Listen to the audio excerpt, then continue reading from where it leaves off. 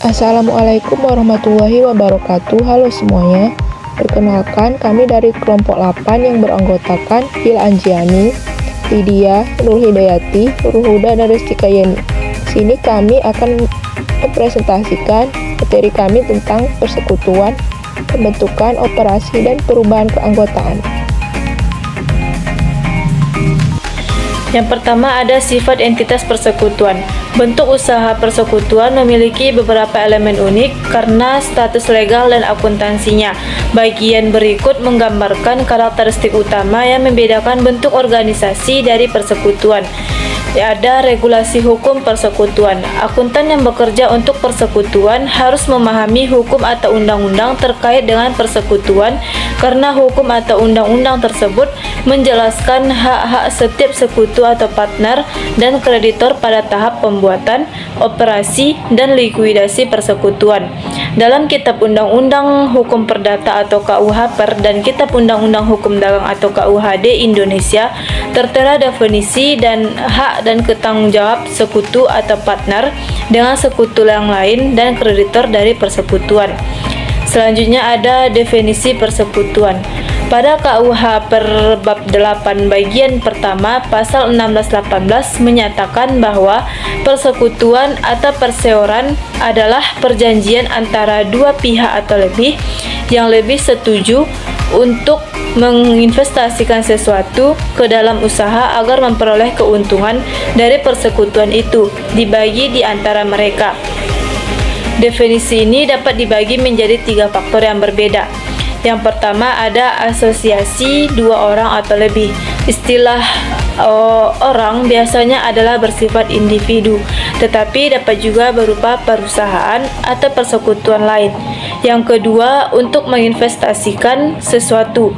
Nah, artinya setiap sekutu harus berkontribusi sesuatu ke persekutuan. Setiap sekutu memiliki otoritas yang jelas kecuali dibatasi oleh perjanjian persekutuan untuk bertindak sebagai agen dari persekutuan atas transaksi dalam kegiatan usaha normal yang dijalankan oleh persekutuan. Yang ketiga, ada usaha untuk mencari keuntungan. Sebuah persekutuan mungkin dibentuk untuk menjalankan segala bisnis, perdagangan, profesi, dan jasa lainnya yang legal. Namun persekutuan harus berusaha untuk membuat keuntungan karena itu entitas nirlaba seperti kelompok usaha persaudaraan bukanlah persekutuan. Selanjutnya ada pembentukan persekutuan. Salah satu keuntungan utama dari bentuk persekutuan adalah mudah dalam pembentukannya. Kesepakatan untuk mendirikan sebuah persekutuan bisa bersifat informal seperti orang yang berjabatan tangan atau bisa bersifat formal seperti perikatan antara dua pihak di atas kertas yang disebut akta pendirian persekutuan. Setiap sekutu harus setuju atas perjanjian pendirian dan para sekutu sangat disarankan untuk memiliki perjanjian tertulis secara formal untuk menghindari potensi konflik yang mungkin timbul selama pengoperasian usaha. Biasanya jika para sekutu tidak setuju dengan beberapa aspek operasi sebelum dibentuknya persekutuan, maka banyak permasalahan muncul di kemudian hari yang dapat menimbulkan permasalahan manajemen serius yang dapat membahayakan operasional persekutuan. Adapun perjanjian persekutuan harus mencakup hal-hal sebagai berikut. Nah, yang pertama ada nama dari persekutuan dan nama para sekutu. Yang kedua, jenis usaha yang akan dijalani dan jangka waktu perjanjian persekutuan. Yang ketiga, kontribusi modal awal dari masing-masing sekutu dan metode yang digunakan untuk menghitung kontribusi modal di masa depan. Yang ketiga, spesifikasi lengkap tentang distribusi keuntungan dan kerugian termasuk gaji, bunga atas saldo modal, bonus, batas penarikan dalam mengantisipasi laba, dan persentase yang digunakan untuk mendistribusikan sisa keuntungan dan kerugian. Yang kelima, prosedur yang digunakan dalam perubahan persekutuan, seperti penambahan sekutu baru dan berhentinya sebuah sekutu. Dan yang terakhir, aspek lain dalam operasi yang diputuskan oleh para sekutu, seperti hak manajemen dari masing-masing sekutu, prosedur pemungutan suara, dan metode akuntansi. Selanjutnya, karakteristik utama lainnya dari persekutuan. Semua persekutuan yang dibentuk di Indonesia diatur oleh KUH PER dan KUHD. Untuk persekutuan yang tidak memiliki perjanjian persekutuan formal, undang-undang menyediakan kerangka hukum yang mengatur hubungan di antara sekutu dan hak kreditor dalam persekutuan. Intinya, KUH PER dan KUHD menjadi dasar bagi persekutuan yang memiliki perjanjian formal maupun tidak. Berikut ini bagian dari KUH PER dan KUHD yang terkait dengan pembentukan dan operasi persekutuan. Nah, bab 16 akan menyajikan bagian dan KUH PER dan KUHD yang terkait dengan pembubaran dan likuidasi persekutuan. Yang pertama, perjanjian persekutuan. Yang kedua, persekutuan sebagai entitas terpisah. Yang ketiga, sekutu adalah agen persekutuan. Yang keempat, kewajiban sekutu adalah kewajiban bersama. Yang kelima, hak dan kewajiban sekutu. Yang keenam, kepentingan sekutu yang dialihkan dalam persekutuan. Yang ketujuh, pengunduran diri sekutu. Selanjutnya, materi yang kedua, akuntansi untuk pembentukan. Pada saat pembentukan persekutuan, diperlukan untuk melakukan penilaian yang tepat terhadap non-kas dan liabilitas yang dikontribusikan masing-masing sekutu. Item yang dikontribusikan oleh sekutu akan menjadi dasar kekayaan persekutuan. Persekutuan harus membedakan secara jelas antara kontribusi modal dan pinjaman yang diberikan oleh sekutu kepada persekutuan. Pengaturan pinjaman harus memiliki bukti tertulis atau dokumen lain yang secara legal yang dapat membentuk bahwa terdapat pinjaman dari salah satu sekutu kepada persekutuan. Penting juga untuk membedakan antara aset berwujud yang dimiliki oleh persekutuan dengan aset tertentu yang dimiliki oleh sekutu individu, tetapi aset tersebut digunakan oleh persekutuan. Pencatatan yang akurat atas aset berwujud persekutuan harus dikelola dengan baik. Aset yang dikontribusikan harus dinilai pada nilai wajarnya, yang mungkin membutuhkan juga penilai atau teknik penilaian lainnya. Liabilitas yang diasumsikan oleh persekutuan harus sebesar nilai sekarang dari sisa arus kas. Setiap sekutu harus setuju atas persentase ekuitas yang akan dimiliki dalam aset neto persekutuan. Secara umum, aset saldo modal ditentukan berdasarkan bagian proporsional dari kontribusi modal masing-masing sekutu. Contohnya, jika A mengontribusikan 90% dari aset net kepada persekutuan bersama B, maka A memiliki 70% bagian modal dan B akan mendapat 30% bagian modal. Namun dalam pengakuan faktor-faktor yang tidak berwujud seperti keahlian khas dari sekutu dan koneksi usaha yang diperlukan, para sekutu dapat menyepakati berapapun proporsional pembagian modal tersebut. Oleh karena itu, sebelum mencatat kontribusi modal awal, semua sekutu harus menyetujui penilaian aset neto dan bagian modal masing-masing sekutu. Selanjutnya ada ilustrasi akuntansi untuk pembentukan persekutuan. Ilustrasi berikut ini digunakan sebagai dasar pembahasan selanjutnya dalam bab ini, yang dimana pemilik tunggal telah mengembangkan perangkat lunak untuk berbagai jenis komputer. Berikut adalah saldo akun pada tanggal 31 Desember 20X0. Untuk kas 3 juta, untuk persediaan 7 juta, untuk peralatan 20 juta, dikurangi dengan akumulasi penyusutan 5 juta, maka dapat total asetnya 25 juta. Dan untuk liabilitas 10 juta, untuk modal Aldi 15 juta, maka dapatlah total liabilitas dan modal 25 juta. Aldi membutuhkan bantuan teknis tambahan untuk meningkatkan penjualan dan menawarkan kepada Bayu sebuah kepentingan dalam bisnis tersebut. Nah, Aldi dan Bayu setuju untuk membentuk persekutuan.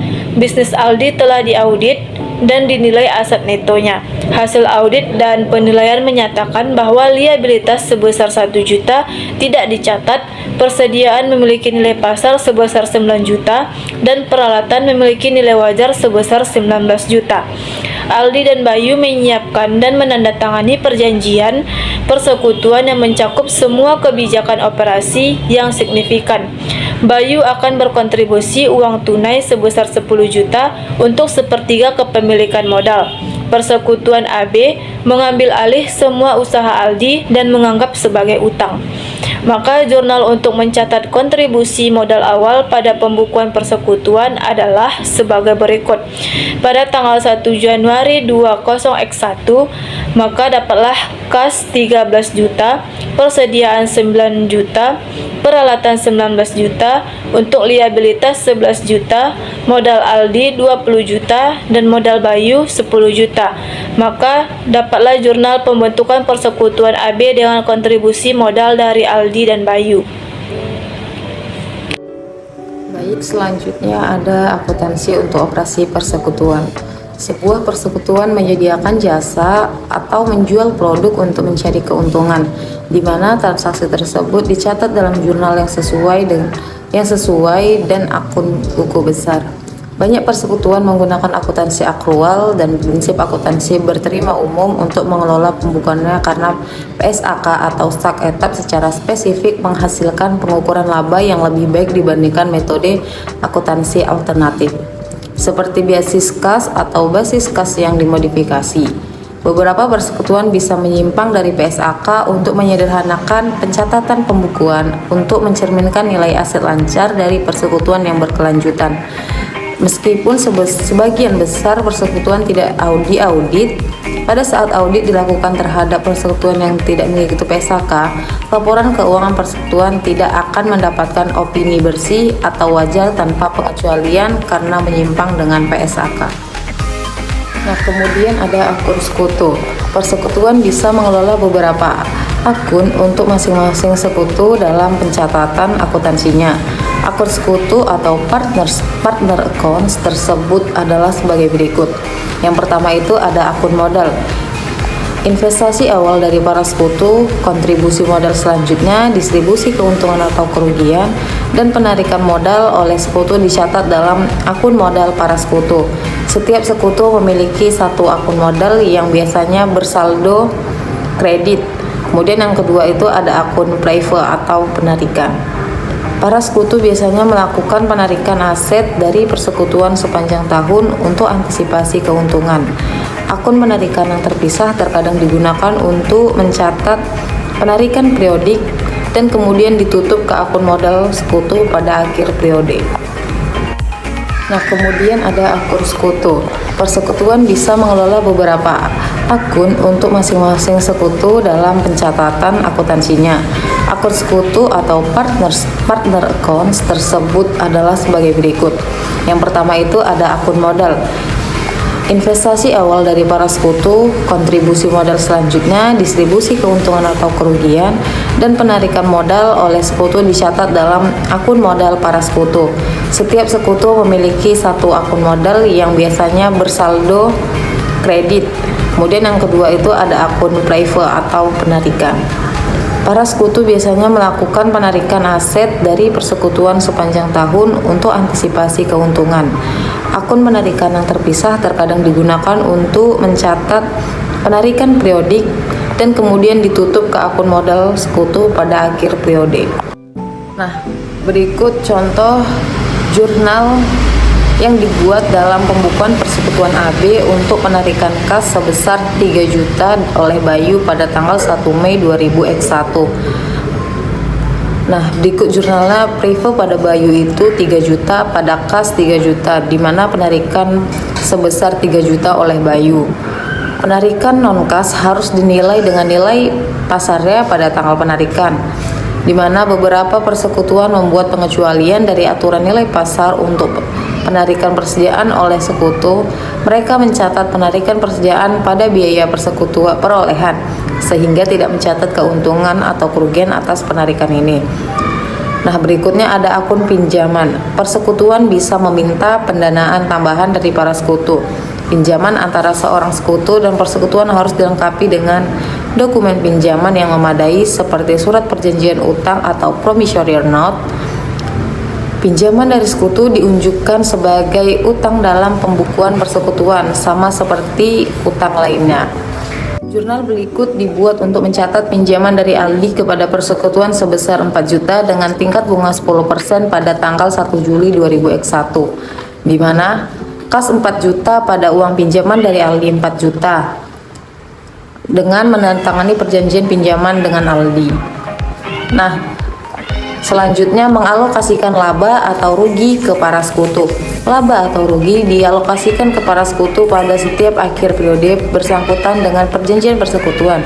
Jika tidak ada perjanjian, bab 8 bagian 2 pasal 1633 KUHP Per menyertakan bahwa sekutu berhak memperoleh bagian laba atau rugi secara proporsional sesuai dengan jumlah yang dikontribusikan ke persekutuan. Hampir semua persekutuan memiliki perjanjian alokasi laba atau rugi. Perjanjian tersebut harus diikuti secara benar, dan jika ada yang tidak jelas, maka akuntan harus memastikan bahwa semua sekutu setuju atas distribusi laba atau rugi, di mana banyak permasalahan dan perdebatan di kemudian hari yang dapat dihindari dengan menentukan secara hati-hati atas pembagian laba atau rugi dalam pasal-pasal perjanjian persekutuan.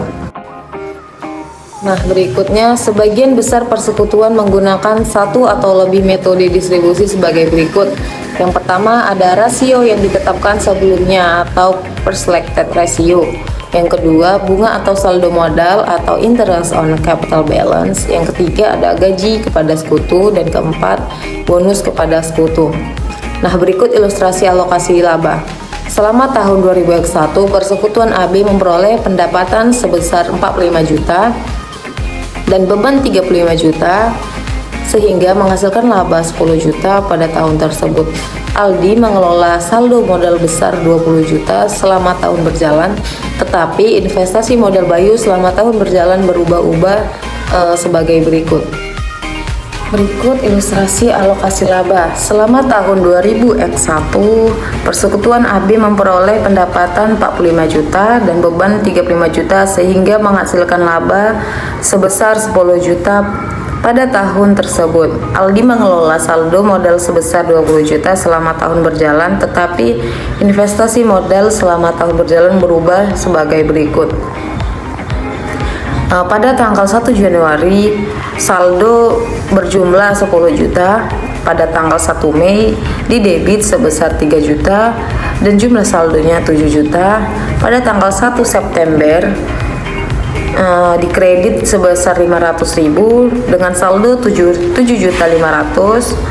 Pada tanggal 1 November sebesar didebit 1 juta dengan saldo 6.500.000. Dan pada tanggal 31 Desember saldo sebesar 6.500.000. Nah, berikut rasio pembagian laba secara arbiter. Pada persentase pembagian laba, Aldi sebesar 60%, Bayu sebesar 40% dengan total 100%. Pada laba neto dengan total 10 juta, dan pada alokasi 60-40 itu di Aldi sebesar 6 juta, di Bayu sebesar 4 juta dengan total 10 juta. Dan total pada Aldi sebesar 6 juta, total pada Bayu 4 juta, dan total semuanya itu bernilai 0. Tabel di atas menggambarkan bagaimana laba neto didistribusikan ke akun modal para sekutu. Distribusi aktual diselesaikan dengan menutup akun ikhtisar laba rugi. Selain itu, akun penarikan ditutup ke akun modal pada akhir periode, di mana pada tanggal 31 Desember 2001 modal Bayu sebesar 4 juta, pada penarikan Bayu sebesar 4 juta. Kemudian jurnal pendapatan 45 juta, pada beban 35 juta, dan pada ikhtisar laba rugi sebesar 10 juta. Kemudian jurnal selanjutnya ikhtisar laba rugi 10 juta pada modal Aldi 5 juta dan modal Bayu 4 juta. Kemudian selanjutnya bunga atas saldo modal. Perjanjian persekutuan dapat memberikan bunga atas saldo modal sekutu dikredit sebagai bagian dari distribusi laba. Tingkat bunga sering kali dinyatakan dalam persentase, tetapi beberapa persekutuan menggunakan suku bunga yang ditentukan oleh referensi suku bunga BI terkini. Hal yang perlu diperhatikan adalah ketika bunga atas saldo modal dimasukkan dalam rencana distribusi laba. Contohnya, jumlah yang didistribusikan dapat berbeda secara signifikan tergantung pada apakah bunga dihitung dari saldo modal, saldo akhir modal, atau rata-rata saldo modal selama satu periode. Sebagian besar provisi untuk bunga atas modal menyatakan bahwa harus menggunakan modal rata-rata tertimbang. Metode ini secara eksplisit mengakui rentang waktu untuk setiap tingkat modal yang digunakan selama periode berjalan. Misalnya, saldo modal rata-rata tertimbang Bayu untuk tahun 2000X1 dihitung sebagai berikut. Jika Aldi dan Bayu setuju untuk menggunakan bunga sebesar 15% pada saldo modal rata-rata tertimbang dengan sisa laba yang akan didistribusikan pada rasio 60-40, maka distribusi laba sebesar 10 juta akan dihitung sebagai berikut.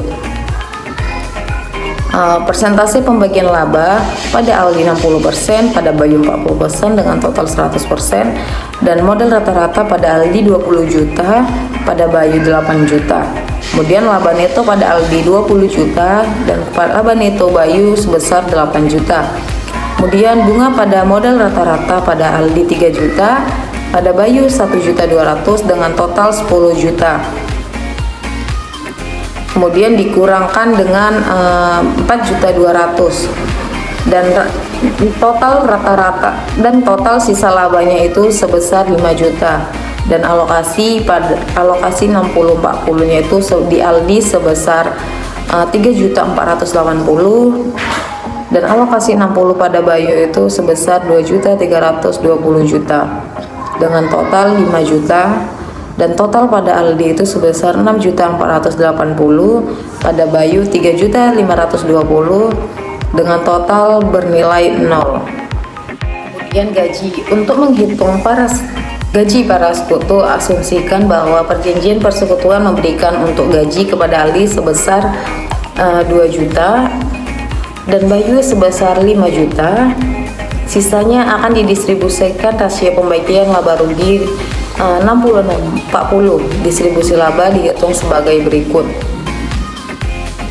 Persentase pembagian laba pada Aldi 60%, pada Bayu 40% dengan total 100%. Laba netonya dengan total 10 juta.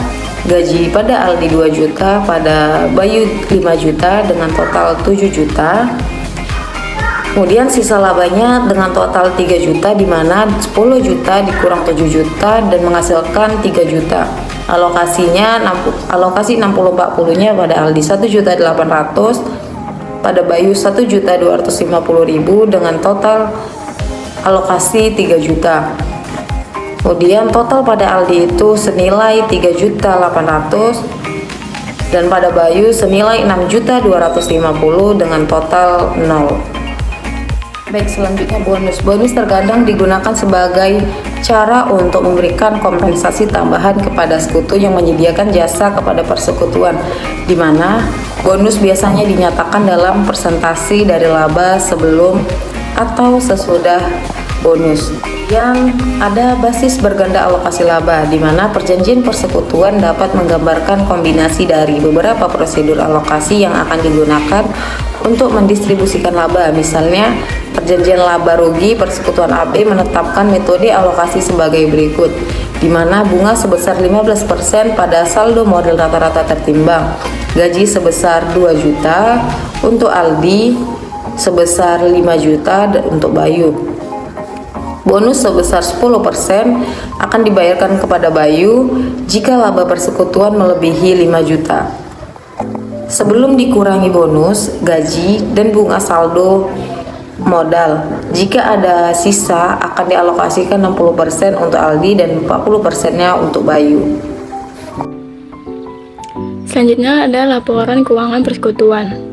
Sebuah persekutuan merupakan entitas pelaporan terpisah untuk tujuan akuntansi dan ada 3 pelaporan keuangan: laporan laba rugi, laporan posisi keuangan, dan laporan arus kas, yang biasanya disusun pada akhir periode laporan. Interim juga bisa dibuat untuk memenuhi kebutuhan informasi para sekutu. Selain ketiga laporan keuangan dasar, laporan modal sekutu atau statement of partners capital biasanya disiapkan untuk menyajikan perubahan akun modal sekutu untuk suatu periode berjalan.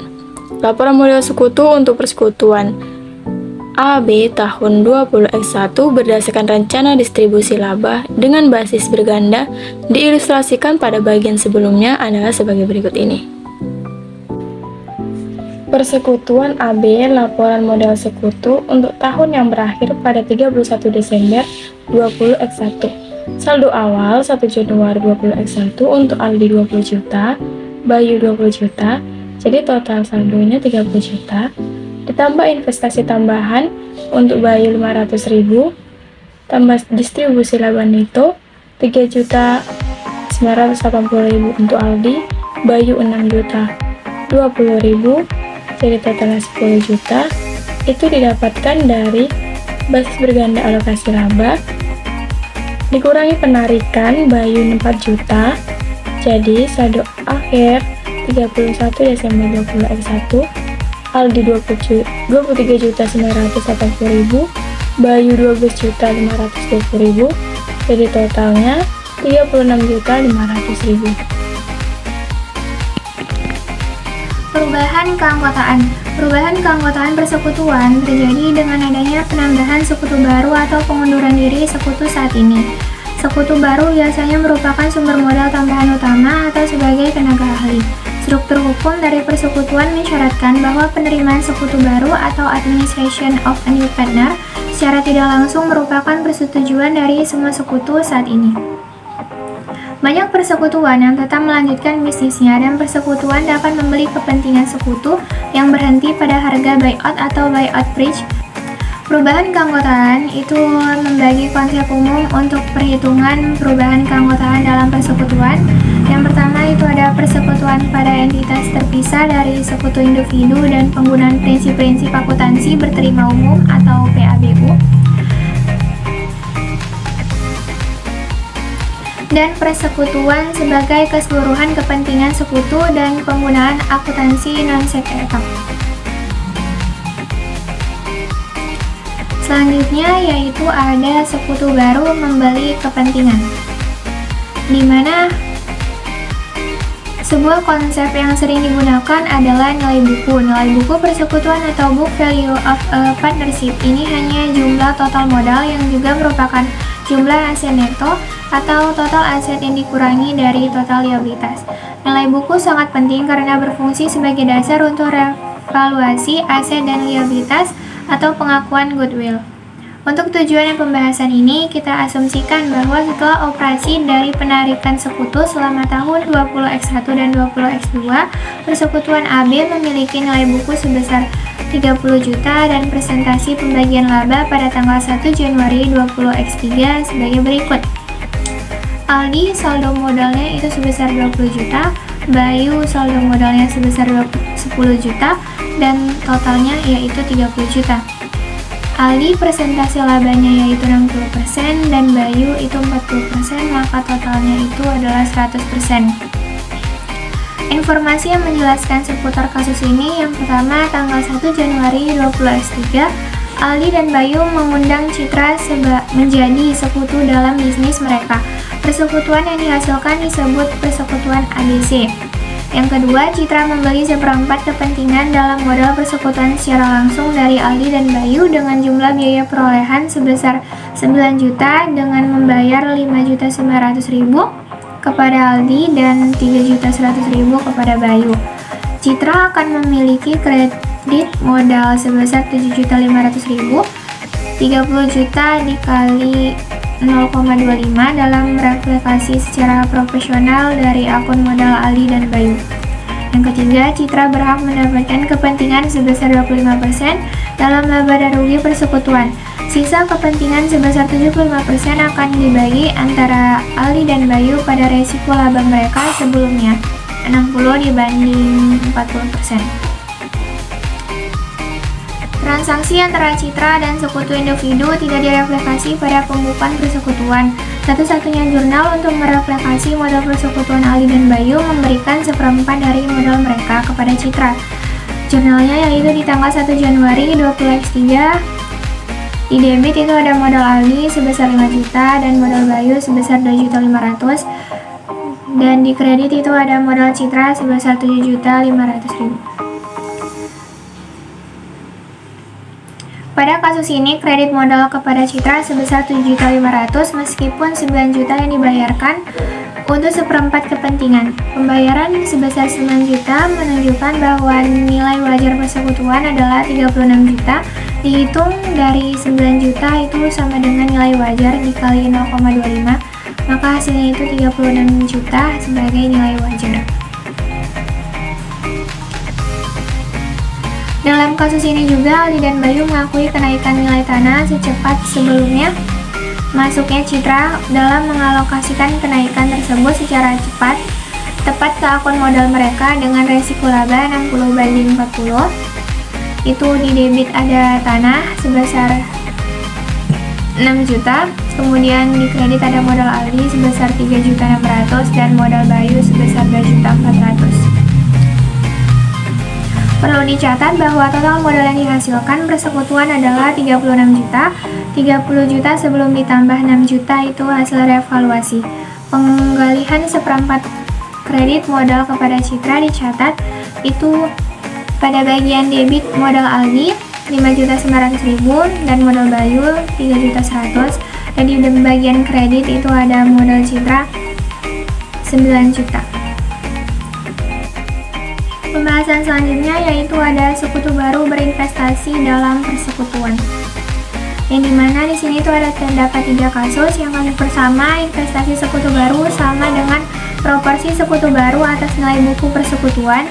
Kasus kedua, investasi sekutu baru lebih besar dari proporsi sekutu baru atas nilai buku persekutuan. Dan yang kasus ketiga, investasi sekutu baru lebih rendah dari proporsi sekutu baru atas nilai buku persekutuan. Langkah pertama untuk menentukan bagaimana menghitung masuknya sekutu baru adalah dengan menghitung proporsi sekutu baru atas nilai buku persekutuan atau new partners proportion of the partnership book value, yaitu proporsi sekutu baru atas nilai buku persekutuan sama dengan modal sekutu yang ada sebelumnya ditambah investasi sekutu baru dan kemudian dikalikan persentase modal atas sekutu baru.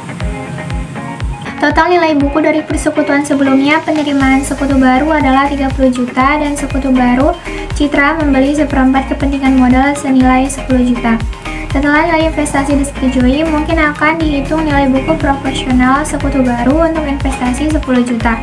Citra akan mendapatkan seperempat kepentingan dalam persekutuan sebagai berikut, yaitu investasi pada persekutuan 10 juta, nilai buku proporsional sekutu baru 30 juta ditambah 10 juta dikali 0,25 yaitu 10 juta. Selisih investasi sama dengan nilai buku itu 0. Oleh karena itu, jurnalnya di 1 Januari 20x3 kas pada debit sebesar 10 juta dan modal itu sebesar 10 juta di kredit. Kemudian ada kasus yang kedua, yaitu nilai investasi sekutu baru lebih besar dari proporsi nilai buku persekutuan. Sebagai contoh, diasumsikan Citra menginvestasikan 11 juta untuk seperempat kepentingan modal dalam persekutuan ABC. Langkah pertama adalah membandingkan investasi sekutu baru dengan nilai buku profesional sekutu sebagai berikut, yaitu investasi pada persekutuan sebesar 11 juta, nilai buku profesional sekutu baru itu 30 juta ditambah 11 juta dikali 0,25 yaitu hasilnya 10.250.000. Maka selisihnya investasi sama dengan nilai buku sebesar 750.000. Citra telah menginvestasikan sebesar 11 juta atas kepentingan dengan nilai buku sebesar 10.250.000 sehingga membayar lebih tinggi sebesar 750.000 di atas nilai buku saat ini. Selanjutnya pada kasus 3, yaitu nilai investasi sekutu baru lebih kecil dari proporsi nilai buku persekutuan. Ada kemungkinan bahwa sekutu baru membayar lebih kecil bagian proporsionalnya dari nilai buku persekutuan. Misalnya, asumsikan Citra menginvestasikan 8 juta rupiah untuk seperempat kepentingan modal dalam persekutuan ABC.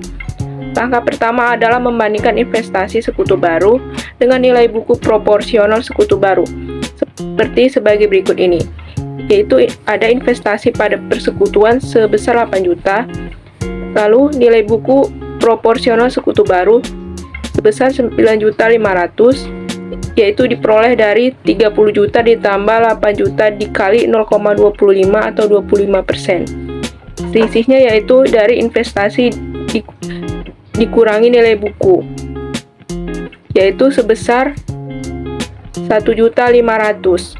Fakta bahwa nilai investasi Citra lebih rendah dari nilai buku atas seperempat kepentingan dalam persekutuan mengindikasikan bahwa persekutuan memiliki aset neto yang dinilai terlalu tinggi, atau sekutu sebelumnya mengakui bahwa Citra memberikan kontribusi tambahan nilai dalam bentuk keahlian dan keterampilan yang dibutuhkan oleh persekutuan. Dalam kasus ini, Citra telah menginvestasikan 8 juta rupiah dalam bentuk kas dan jumlah tambahan yang bisa dianggap sebagai goodwill. Seperti pada kasus 2, di mana nilai investasi lebih besar dari nilai buku yang diakuisisi, ada 3 pendekatan alternatif untuk memperhitungkan diferensial ketika investasi lebih kecil dari nilai buku yang diakuisisi. Ketiga pendekatan tersebut adalah sebagai berikut. Yang pertama, merevaluasi nilai aset yang menurun. Yang A yaitu nilai buku aset neto diturunkan untuk mengakui penurunan nilainya. Yang B, akun modal sekutu sebelumnya diturunkan sebagai bagian dari penurunan nilai buku aset neto. C, total modal yang dihasilkan persekutuan mencerminkan saldo modal sebelumnya dikurangi jumlah dari penilaian penurunan nilai aset neto ditambah investasi sekutu baru. Yang kedua yaitu mengakui goodwill yang dibawa masuk oleh sekutu baru. Dalam metode ini, goodwill dan manfaat tak berwujud lainnya yang dibawa masuk oleh sekutu baru dicatat dan dimasukkan dalam akun modal sekutu baru. Akun modal sekutu sebelumnya tetap tidak berubah. Total modal yang dihasilkan persekutuan mencerminkan saldo modal sebelumnya ditambah nilai goodwill yang dibawa masuk oleh sekutu baru ditambah investasi berwujud sekutu baru. Yang ketiga yaitu menggunakan metode bonus. Dalam metode bonus, sekutu baru menetapkan bonus dari akun modal sekutu sebelumnya yang diturunkan sebagai bagian dari bonus yang dibayarkan kepada sekutu baru. Total modal yang dihasilkan persekutuan mencerminkan saldo modal sebelumnya ditambah investasi sekutu baru. Selanjutnya yaitu adalah menentukan biaya investasi sekutu baru. Misalnya, mari kita lanjutkan contoh Aldi dan Bayu yang ingin memasukkan Citra sebagai sekutu baru. Modal persekutuan sebelumnya adalah 30 juta dan para sekutu berkeinginan untuk mengajak Citra ke dalam persekutuan dengan seperempat kepentingan. Asumsikan bahwa sekutu yang sudah ada, Aldi dan Bayu menyetujui bahwa aset sekutu harus direvaluasi sehingga bertambah sebesar 3 juta karena mengakui kenaikan nilai tanah yang dimiliki persekutuan. Pernyataannya adalah beberapa investasi yang harus dikontribusikan Citra sebagai sekutu baru untuk seperempat kepentingan. Ketika menentukan nilai investasi sekutu baru, sangat penting untuk mencatat total modal yang dihasilkan persekutuan dan persentase kepemilikan kepentingan yang dipegang oleh sekutu yang sudah ada. Dalam contoh ini, aliansi yang sudah ada mempertahankan 3/4 kepentingan dalam persekutuan yang dihasilkan. Artinya 75% modal kepentingan sebesar 33 juta, di mana 30 juta berasal dari modal sebelumnya, ditambah 3 juta yang berasal dari revaluasi tanah, adalah sebagai berikut. 75% dari total modal yang dihasilkan adalah 33 juta rupiah. Total modal yang dihasilkan 100%-nya yaitu 44 juta rupiah, dikurangi modal sekutu sebelumnya yaitu 33 juta rupiah. Kontribusi kas yang diperlukan sekutu baru hasilnya yaitu 11 juta rupiah. Selanjutnya yaitu pengunduran diri sekutu dari persekutuan. Ketika sekutu berhenti atau mengundurkan diri dari persekutuan, maka persekutuan secara tidak langsung dibubarkan. Tapi sekutu lainnya mungkin masih berkeinginan melanjutkan operasi usaha. Harga pembelian adalah jumlah estimasi jika, yang pertama, aset persekutuan dijual pada harga sama dengan atau lebih besar dari nilai likuidasi atau nilai yang berdasarkan pada penjualan keseluruhan bisnis yang terus berlangsung tanpa sekutu yang berhenti. Dan yang kedua yaitu Persekutuan berakhir pada saat itu dan seluruh kewajiban persekutuan telah terselesaikan. Perhatikan bahwa niat baik dapat dimasukkan ke dalam penilaian. Persekutuan harus membayar bunga kepada sekutu yang berhenti sejak tanggal pengunduran diri sampai dengan tanggal pembayaran. Selanjutnya yaitu kesimpulan, akuntansi untuk persekutuan mengakui aspek unik dari bentuk organisasi usaha ini. Dalam KUHP Perdana dan KUHD mencakup hak dan tanggung jawab sekutu, baik dengan pihak ketiga maupun antar sekutu, dan hak pihak ketiga, seperti kreditor terhadap persekutuan. Perjanjian persekutuan sangat penting karena banyak dari sistem KUHP dan KUHD yang dapat diabaikan dengan perjanjian persekutuan formal. Dalam undang-undang mencakup bagian yang menyatakan bahwa persekutuan adalah entitas yang berbeda dari sekutunya, bahwa sekutu adalah wakil dari persekutuan, bahwa sekutu bertanggung jawab secara personal atas kewajiban persekutuan yang melebihi aset persekutuan, bahwa laba atau rugi persekutuan dibagi secara sama, dan bahwa sekutu dapat mengundurkan diri dalam kasus ini di mana sekutu tersebut tidak lagi bermaksud berbagi dalam manajemen persekutuan. Persekutuan menggunakan berbagai metode distribusi laba rugi, dan akuntan harus memastikan bahwa perjanjian persekutuan diikuti dengan baik. Sebagian besar persekutuan tetap melangsungkan kegiatan usahanya ketika ada sekutu yang mengundurkan diri atau keluar dari persekutuan, dengan memberi kepentingan sekutu yang mengundurkan diri pada harga pembelian yang didasarkan pada nilai persekutuan yang mengakhiri bisnisnya. Berbagai metode akuntansi digunakan untuk memperhitungkan perubahan keanggotaan persekutuan.